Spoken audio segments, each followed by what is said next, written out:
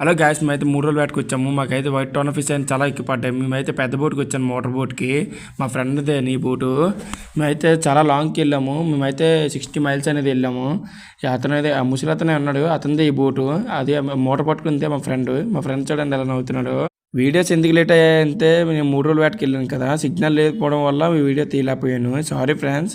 ఇంకా ఈ వీడియోస్ నచ్చినట్టయితే సబ్స్క్రైబ్ అండ్ షేర్, లైక్ అని చేయండి ఫ్రెండ్స్. ఇంక ఈ చేపలు కావాలంటే నాకు కాంటాక్ట్ అవ్వండి.